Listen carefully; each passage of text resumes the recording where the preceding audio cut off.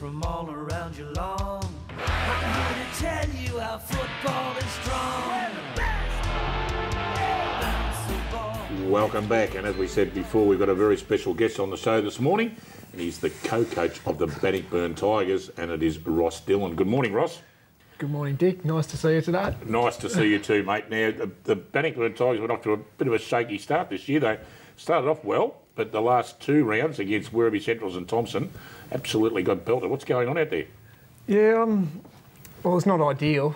So obviously, it's in the, everyone's saying that we have lost 2 out of the first 3. So we'll just, come this week, try and put it behind us, go a bit harder at training, trying to address a few things, and hopefully get the chocolates against your mob today, Dick.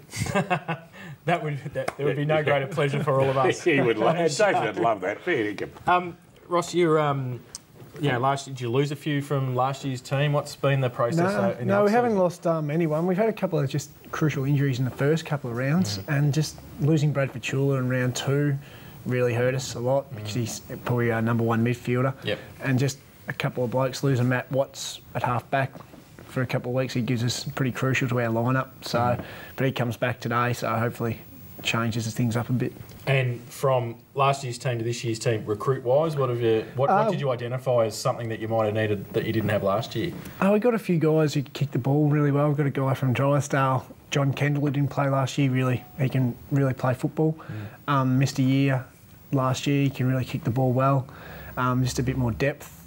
A few guys just to run through the midfield a bit more, and a few blokes that can go forward again. So yeah. Fatula, when will he return? We're hoping by Balpost Hill, which is in 3 weeks, I think. 3 games. So I'm pretty sure he'll be playing Balpost Hill. Tell us some of the Ross Dillon story, Ross. Now, you've been out there as co-coach. But how does the co-coaching thing work? Is it you get on pretty well with Ronnie Pilgrim and everything? You don't argue or anything like that, do you? Who's going to come up and who's going on? No, we don't argue at all. Me and Ronnie have known each other since I was pretty much born, so it was not too bad. I think he's put his dictatorship over me for a start. He's not your father, is he? Hey, if you ask him, he probably said. No, he thinks that. No, it's pretty good. Me and our assistant coach, Aaron Broom, we do most of the training during the week, and Ronnie oversees a bit and then takes guys from the side, and then come Saturday, I'm more of a just step back away and try not to get too much involved apart from maybe quarter time. So is this your first, second, third? I know you've been there a couple of years now. This is our second year. Your second year's co-coaching. And do you think it's a good system like that, don't you? Yeah, I think it's good because me and myself and Aaron were bringing different training techniques and from the higher level, the GFL kind of level, and bring it down, try to get our young guys to buy into it.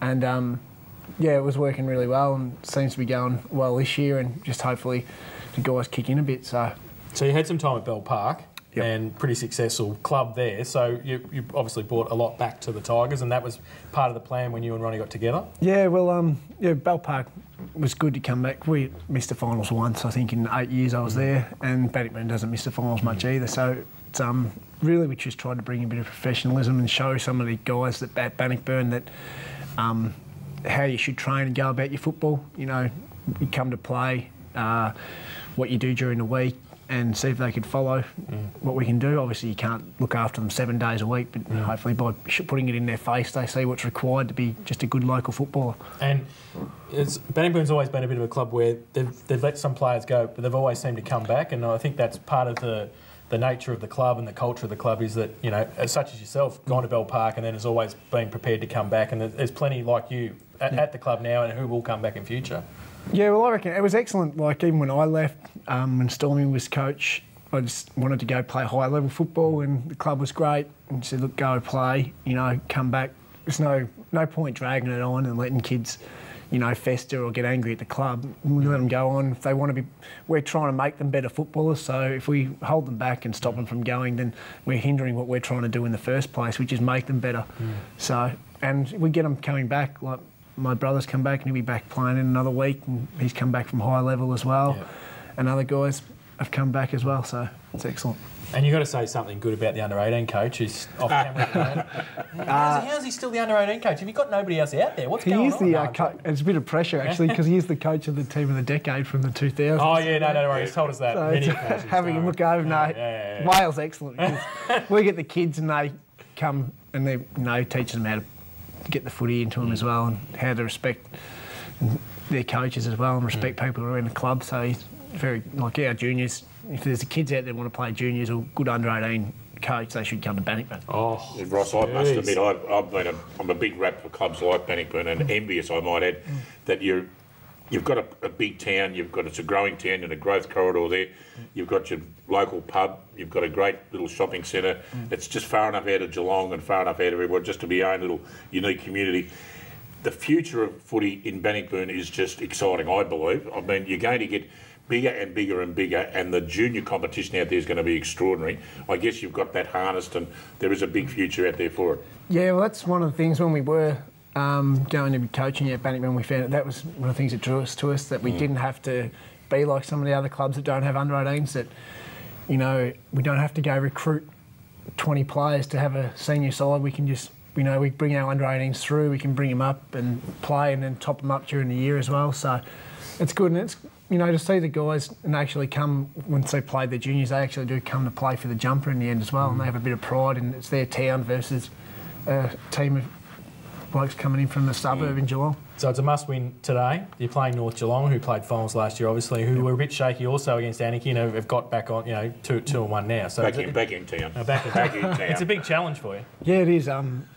Look, today this is a massive game. It's probably a final. Obviously, we are not in the position we want to be, but we'll see how a lot of guys are today, whether they are footballers or how much they care about it, or how much they go about it, how much they've improved, because today is a chance where, obviously, it's matches around. The club's, you know, confidence might be down, form might be down. So then I reckon you can judge a bloke how good he is at a footballer and how much it means to him, how much he cares, that see how he goes against these games when it is not all going for you. You've got some great personalities over at Bannockburn, particularly over the years. I've got to ask the question, I always remember the Colonel, of course, he was great there, but how's my mate Billy Caldo going? Is he going all right, Billy? Yeah, Bill's going too pretty well. He had a legend of the Stonehaven Football Club.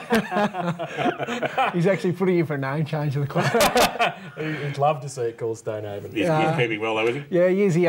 Well, we lost the Battle of the Highway trophy last week to Werribee, and we're up in the rooms in Werribee, and Bill proceeded to talk for 15 minutes. As he would, yeah. We always, when North Geelong played Bannockburn, we always have a bit of a chuckle because he's got the tie, the big tiger tie that I presented him after a Bannockburn win a few years ago, and we always swap a few great yarns. Well, all the best for this afternoon, Ross. Thanks, I really mean that with the greatest of sincerity. Yeah. Could not care less. No, I really do mean that. All the best to you too, Dick. Bannockburn North Geelong will be a great game, and of course you can catch it all on 94.7 The Pulse this afternoon from 1:30. Be a fantastic game indeed, and two great clubs battling it out, and of course it's a very important game for both clubs. So thanks again, Ross, and once again, all the best, mate. Thanks, Dick. Okay, we're going to take a short break. When we come back, we'll talk about all the action on this afternoon. Back after this. Let's get into it all.